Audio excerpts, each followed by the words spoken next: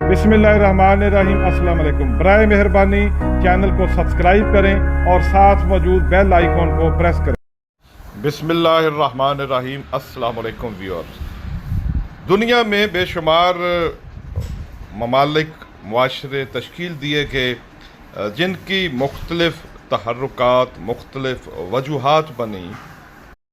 बाज़ मुआशरों में कोई मजहबी पहलू उजागर हुआ, बाज़ मुआशरों में कोई लिसानी या कोई दीगर वजूहात की बिना पर मुआशरे तश्कील पाए। हमारा दीन इस्लाम मुकम्मल ज़ाब्ता हयात है और हमें आज़ादी के साथ अपनी मजहबी रसूमात अदा करने की तलकीन करता है। नबी अकरम सल्लल्लाहु अलैहि वसल्लम की हयात मुबारका में मदीने की रियासत तश्कील पाई, जहाँ पर मुसलमान अपनी आज़ादी के साथ अपनी मजहबी रसूमात अदा करते थे, कर रहे हैं और इंशाअल्लाह ता क़यामत करते रहेंगे। अब हम जिक्र करते हैं मुल्क पाकिस्तान के मार्ज़ वजूद में आने की क्या वजूहात थीं। बर्रे सगीर पाको हिंद में हिंदू कौम अरसा दराज से आबाद थी, यहाँ पर अपनी ज़िंदगियाँ गुजार रही थीं। मोहम्मद बिन कासिम जब सिंध तशरीफ़ लेकर आए और इस्लामी लश्कर की फतूहात का सिलसिला शुरू होता चला गया, बाद अज़ान औलिया इकराम तशरीफ़ लेकर आए जिन्होंने अपनी किरदार अपनी शख्सियत की बदौलत यहाँ पर लातादाद लोगों को दीन इस्लाम से रूशनास करवाया और लोग मुसलमान हुए। अगर ये बात कही जाए कि पाकिस्तान तो मार्ज़ वजूद में उस वक्त आ चुका था जब मोहम्मद बिन कासिम का पहला कदम इस खित्ते में पड़ा था। बाद अज़ां वक्त गुज़रता गया और इसी तरह से मुख्तलिफ हुक्मरान जिनमें खिलजी आए, मुग़ल आए और बिलाखिर अंग्रेज़ की हुकूमत आई। हिंदुइज़्म और मुसलमानों के मजहबी अक़ीदों में बहुत ज़्यादा फ़र्क था। इनके शादी ब्याह दीगर रसूमात एक दूसरे से यकसर मुख्तलिफ थे। जो एक कौम का हीरो था, दूसरी कौम उसको अपना दुश्मन तसव्वुर करती थी। ईदैन के मौके पर मुसलमान गाय की कुर्बानी करते थे, अल्लाह ताला के हुक्म से बछड़े की कुर्बानी करते थे या बकरे की, दुम्बे की। लेकिन हिंदुइज़्म में गाय को एक और मुकाम हासिल था, वो उसकी पूजा करते थे और उसको मुतबर्रक तसव्वुर किया जाता था।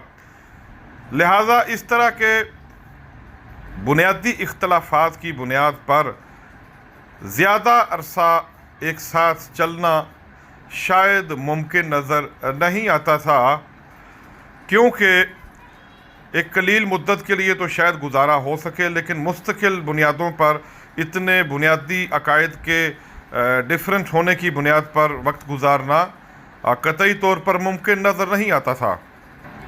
इस दो कौमी नज़रिए की बुनियाद पर मुसलमानान बर्रे सगीर ने कायद आज़म रहमतुल्लाह अलैह की क़यादत में अल्लामा डॉक्टर सर मोहम्मद इकबाल ने जो ख्वाब देखा और चौधरी रहमत अली ने जिस पाक लोगों की सरज़मीन का नाम रखा, इन तमाम मामलात को आगे बढ़ाने के लिए और इसको एक अमली जामा पहनाने के लिए अपनी जानों की परवाह ना की, बहुत सारी मसाइब से गुज़रे। मुसलमानों को एक ऐसा खित्ता चाहिए था कि जिसमें वो अपनी मजहबी रसूमात को आज़ादाना अदा कर सकें। दीन इस्लाम में न सिर्फ मुसलमानों को बल्कि दीगर मज़ाहिब को भी आज़ादी के साथ अपनी मजहबी रसूमात अदा करने की इजाज़त है। مسلمانوں کو اللہ تعالیٰ اور اس کے نبی کی طرف سے حکم ہے کہ کسی بھی مذہب کی توہین کا تصور بھی نہ سوچیں، نہ ہی ان کو برا بھلا کہیں۔ محنت کرتے ہوئے، لاتعداد قربانیاں دیتے ہوئے بالآخر 14 اگست 1947 کو وہ وقت آن پہنچا کہ جب لا الہ الا اللہ کے نام پر ایک اسلامی ریاست کا وجود ظہور پذیر ہوا، جس کا نام پاکستان رکھا گیا۔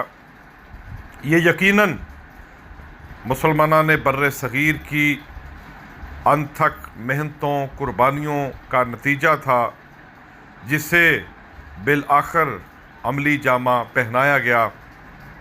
اب ضرورت اس امر کی ہے کہ جس نظریے کے تحت لا الہ الا اللہ کے نام پر ہم نے اس ریاست کو حاصل کیا، ہم اسی جذبے کے تحت یہاں پر زندگی گزارنے کے تصور کو اجاگر کریں۔ جن کے ذمے جو کام ہے وہ اپنے کام، ڈیوٹی، فرائض منصبی نیک نیتی سے ادا کرنے کی کوشش کریں اور اس کو اسلامی روایات، اسلامی نظریات کی بنیاد پر قائم رکھیں، جہاں پر ایک ایسا تصور پیدا ہو کہ یہ دین کے نام پر حاصل کی گئی ریاست ہے۔ ایک روایت ہے کہ 2 ریاستیں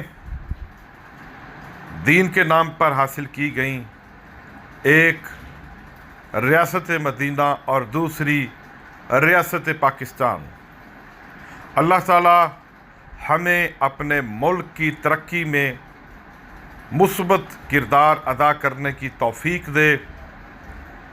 یا اللہ ہمیں توفیق دے کہ ہم اس عظیم سلطنت کی حفاظت کر سکیں اور اس کو اسلام کا حقیقی معنوں میں ایک قلعہ بنا سکیں، یہاں پر لوگ اپنی زندگیاں دین اسلام کے تابع رہ کر گزار سکیں۔ یا اللہ تو ہم سے راضی ہو جا، یا اللہ ہمیں ہدایت نصیب فرما جس سے تو راضی ہوتا ہے۔